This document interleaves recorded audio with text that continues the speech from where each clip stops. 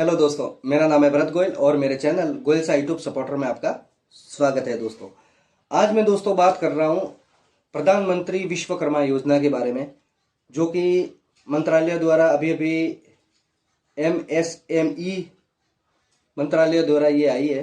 तो मैं इसके बारे में आपको थोड़ी बहुत बेसिक जानकारी देता हूँ कि क्या क्या इसके अंदर काम बताए गए हैं और कितने काम, तकरीबन 18 प्रकार के इसके अंदर काम बताए गए हैं। अगर आप 18 प्रकार के इन कामों के अंतर्गत अगर आप सही तरीके से कौशल हो या आप उनको काम करना जानते हो तो ये स्कीम आपके लिए बहुत ही अहम भूमिका निभाने वाली है। तो चलिए दोस्तों, मैं बताता हूँ वो स्कीम। तो ठीक है दोस्तों, इस स्कीम का नाम है दोस्तों कि प्रधानमंत्री विश्वकर्मा योजना। दोस्तों, उसके अंदर मैं आपको बताऊं दोस्तों, पीएम विश्वकर्मा भारत सरकार के MSME मंत्रालय की एक योजना है, जिसका उद्देश्य हाथों से औजारों का उपयोग करके काम करने वाले पारंपरिक कारीगरों और शिल्पकारों को पहचानना और सशक्त बनाना है। उस योजना को वर्ष 2027-2028 तक 5 वर्षों के लिए लागू किया जाएगा, जिसमें पहले पीएम विश्वकर्मा के तहत 18 वर्ष से अधिक आयु के कारीगर, जिसकी उम्र 18 वर्ष से अधिक है, तो कारीगर या शिल्पकार हैं जो स्वयं रोजगार के आधार पर, जो खुद का अपना रोजगार है उनके पास, असंगठित क्षेत्रों में हाथों और औजारों से काम करते हैं और दिशा निर्देशों में निर्दिष्ट परिवार आधारित पारंपरिक व्यवसायों में लगे हुए हैं। जैसे कि मान लो 18 वर्ष से ज़्यादा उम्र के लोग हैं, 30 साल के, 20 साल के हैं, 50 साल के जो लोग हैं, वो ज़्यादातर क्या करते हैं, उनके जैसे कि मान लो एक झाड़ू बनाने वाला है, तो झाड़ू बनाने वाला सिर्फ उन्हीं एरियो के अंदर जो मशहूर होता है कि या उनके आसपास के लोग, लोकल लोग ही जानते हैं कि ये झाड़ू बनाता है, बहुत अच्छे बनाता है। लेकिन उसके दूसरे, यहाँ तक कि उस गांव के झाड़ू बनाने वाले का प्रचार सिटी तक नहीं होता है। तो ये योजना खास करके उन ऐसे कारीगरों के लिए बनाई गई है योजना, ताकि जो सिर्फ अपने एरिया के अंदर ही सीमित है उनको थोड़ा बहुत उजागर किया जाए, उनको दुनिया के सामने लाया जाए, ताकि दुनिया को बताया जाए कि ये उन कलाओं के अंदर और इस कामों के अंदर ये माहिर है। दोस्तों, उसकी बात में दूसरी बात बताओ तो योजना के तहत जो पंजीकरण और लाभ परिवार के सदस्य तक ही सीमित रहेगा। एक बात मैं बताऊं, जैसे कि इसके अंदर ये बताया गया है दोस्तों, इस योजना के अंतर्गत जो कि जैसे कि लाभ है, मान लो 1 लाख रुपए या 2 लाख रुपए की आपको जो किस्त मिल रही है, उसका लाभ सिर्फ उसके परिवार जन नहीं ले सकते, सिर्फ जो कारीगर है वही ले सकता है, या फिर उसकी जो कारीगर की मान लो पत्नी है तो उसको ये लाभ मिल सकता है। दोस्तों, उसके बाद मैं बात बताऊं तो जिसके घर में सरकारी नौकरी है, जिसके परिवार के अंदर किसी इंसान की, चाहे वो आदमी हो या औरत हो, अगर उसकी सरकारी नौकरी है तो ये उन परिवारों के लिए, चाहे वो किसी भी काम में सशक्त क्यों ना हो, चाहे वो शिल्पकार हो, राजमिस्त्री हो, सुनार हो, किसी भी वर्ण का हो या फिर कैसा भी काम करने वाला हो, लेकिन ये सुविधा उनके लिए लागू बिल्कुल भी नहीं है। उसके बाद मैं बात बताऊं तो सरकारी सेवा में कार्यरत व्यक्ति और उनके परिवार के सदस्य इस योजना के तहत पात्र नहीं होंगे। तो जो सरकार के अंदर जो काम करते हैं, सरकारी नौकरियां हैं जिनके पास, उनके जो परिवार सदस्य गण हैं वो इसके अंदर शामिल नहीं होंगे। उसके बाद मैं अब आपको बताता हूं कि कौन से जो काम है, काम बताए गए। अब कौन से काम है वो मैं आपको बता रहा हूं। दोस्तों, पहला काम है बढ़ईया, जो कि जिसको सुथार भी कहा जाता है, लकड़ी का काम करते। उसके बाद है नाव बनाने वाले, जो कि बड़ी बड़ी पानी के अंदर तैरने वाली नावें बनाते, लकड़ी का वो भी पूरा काम होता है, तो उनके लिए योजना है। उसके बाद अस्त्रकार में जैसे कि अस्त्रकार है, जैसे कि चाकू बनाते, चूरी बनाते, लोहार कुल्हाड़ी फावड़ा बनाते। उसके बाद हथौड़ा टूल किट निर्माता है। उसके बाद ताला बनाने वाले जो लोहे का कार्य काम करते हैं, लोहारों के लिए, या अस्त्रकार है या फिर हथौड़ा बनाने वाले या ताला, उनके लिए भी है। उसके बाद मैं बात बताऊं, 7वें नंबर है सुनार, जो कि सोने चांदी का काम करते हैं, तो उनके लिए भी ये सुविधा है। उसके बाद 8 नंबर पर है कुम्हार, जो कि मटके का काम करते हैं या मिट्टी के खिलौने वगैरह बनाते हैं, तो ये योजना उनके लिए भी है। उसके बाद मैं बात बताऊँ आपको, पत्थर आधारित जैसे कि पत्थर से काम बनाते शिल्पकार है, जो पत्थरों पर मूर्तियां बनाते, या छोटी छोटी पत्थरों की मूर्तियां जो पत्थरों पर काम करते, उनके लिए भी ये योजना है। उसके बाद मोची, जो श्रमकार, जो चमड़े का कार्य करते, जूते बनाते, बेल्ट बनाते चमड़े का, तो उनके लिए भी जो चमड़े के अंदर जो भी चीजें बनती हैं, उनके लिए जो मोची होते हैं, जो श्रमकार होते हैं या जूता कारीगर होते हैं, तो उनके लिए भी है। उसके बाद होता है राजमिस्त्री, जो बड़ी बड़ी दीवारें बनाता है, घरों की दीवारें बनाता है, तो उनके लिए भी है। और 12वें नंबर में टोकरी है, चटाई है, झाड़ू निर्माता है, कार्य का कायर बुनकर है, गुड़िया और खिलौना निर्माता है, पारंपरिक, जो कि छोटे छोटे खिलौने बनाते, प्लास्टिक के चाहे बना हुआ किसी भी चीज़ के, लेकिन वो अपने हाथों से जो काम करते, ये योजना उनके लिए लाभदायक साबित होने वाली है। उसके बाद जैसे कि नाई, मैं आपको बताऊं तो बाल काटने वाले होते हैं, तो उनके लिए भी ये योजना है, क्योंकि उनके नाइयों का काम पारंपरिक काम यही है। उसके बाद में बात बताऊं माला बनाने वालों की, तो जो हार वगैरह बनाते हैं, मालाकार होते हैं, तो उनके लिए भी है। उसके बाद जो कपड़े धोने का काम करते हैं, धोपी, वो भी उनका पुश्तैनी काम है, तो उनके लिए भी है।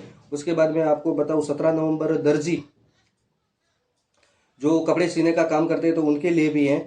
उसके बाद 18 नंबर पर मछली पकड़ने वाली जो जाल बनाते हैं और जाल निर्माता है, तो उनके लिए भी ये योजना बनाई गई है। मूल्य रूप से जो 18 कार्य बताए गए, इन 18 कार्यों के अंदर जो भी इंसान जो माहिर है, जो काम कर सकता है, तो वो इस योजना का लाभ ले सकता है। उसके बाद मैं बात बताऊं आपको, तो कौशल विकास हेतु प्रशिक्षण, तो इसमें मैं आपको बताऊं आवेदक द्वारा इसमें किस तरह से भाग लेना है, तो मैं आपको बता दूं, आवेदक द्वारा केंद्र अथवा राज्य सरकार की किसी अन्य स्वरोजगार योजना में गत 5 वर्ष से कोई लाभ नहीं लिया गया हो।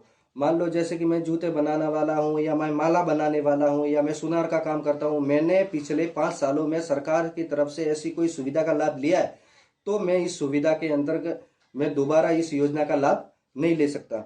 लेकिन उसके बाद जो सरकारी कर्मचारी हैं एवं उनके परिवार के जो सदस्य पात्र हैं, उनके बेटा है, उनकी बच्ची है, उनकी बीवी है, जो सरकारी कार्य करते हैं, तो उनके लिए ये योजना बिल्कुल नहीं है।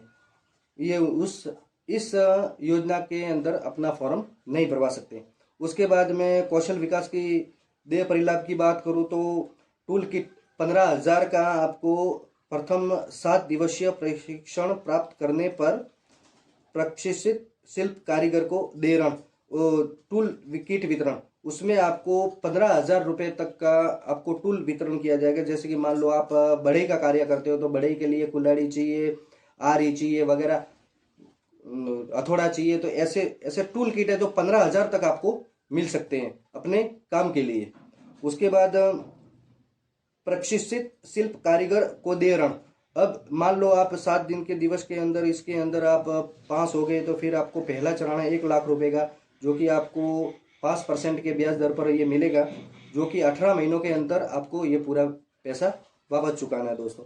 उसके बाद अगर दूसरे चरण की बात करूँ, तो दूसरे चरण में है 2 लाख रुपए, जो कि आपको 30 महीने के अंदर चुकाने हैं। तो ये दो पहला। और मैं आपको बात बताऊं, जैसे कि मान लो आपने इस ऋण के पहले चरण में आपने 1 लाख रुपए ले लिया, और अगर आपका 1 लाख रुपए में थोड़ा बहुत पैसा बाकी, और अगर आप 2 लाख लेने जा रहे हो, तो आपको नहीं मिलेगा दूसरे चरण पर। सबसे पहले आपको वो उस लाख रुपए की जो पूरी की पूरी किस्तें होती है, वो आपको पूरी तरह से चुकानी पड़ेगी, या वो जो बैंक से आपने पैसा लिया वो वापस पूरी तरह से ब्याज के साथ अगर आपने सही तरीके से जमा करवा दिया, तो दूसरी बार आपको दूसरे चरण पर 2 लाख रुपए आसानी से मिल जाएंगे दोस्तों। तो ये तो थी दोस्तों इसकी जो लाभ। अब मैं आपको बताऊं तो दोस्तों पंजीयन की प्रक्रिया, तो इसके अंदर पंजीयन सामान्य सेवा केंद्रों, अगर आपको इसके अंदर पंजीकरण करवाना है कि भाई नहीं मेरे को तो इसमें अंदर इस योजना का लाभ लेना है, तो इसके अंदर आप CSC अटल सेवा केंद्र जैसे कि ई मित्र वगैरह हैं, तो इनके माध्यम से भी आप वहाँ अपना आवेदन कर सकते हो। उसके बाद आपको आवश्यक दस्तावेजों की मैं बात करूँ तो आधार कार्ड है, मोबाइल नंबर, बैंक विवरण, आपके बैंक अकाउंट की डायरी चाहिए, और राशन कार्ड।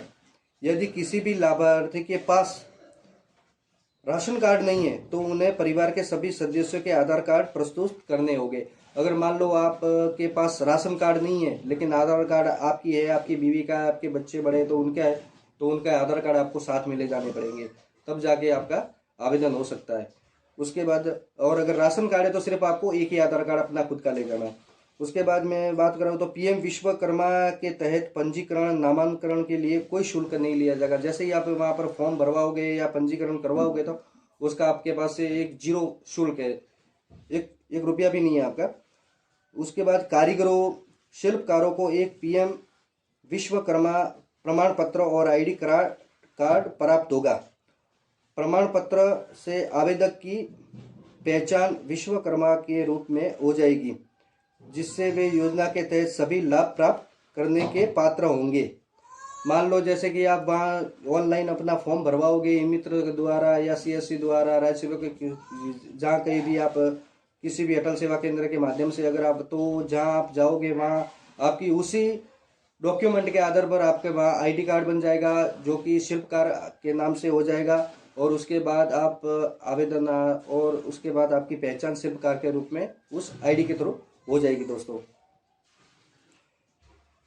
तो दोस्तों पंजीकरण के लिए अपने अगर आप चाहते हो कि मुझे पंजीकरण इसके अंदर करवाना है और मुझे वाकई कुछ उजागर होना है तो आप इस योजना के अंतर्गत लाभ ले सकते हो। और आप कभी भी जाकर इस चाहे अटल सेवा केंद्र हो ई मित्र जिसको कहते हैं तो आप वहाँ जाके आवेदन कर सकते हो दोस्तों और इस सेवा का लाभ ले सकते हो दोस्तों। और उसकी बाद में अगर आपको बात करूँ तो आपको अगर संपर्क नंबर चाहिए तो दोस्तों आप अपने ज़िले के जो ई मित्र है अटल सेवा केंद्र है वहाँ जाकर आप उसके नंबर भी आप संपर्क सूत्र ले सकते हो दोस्तों।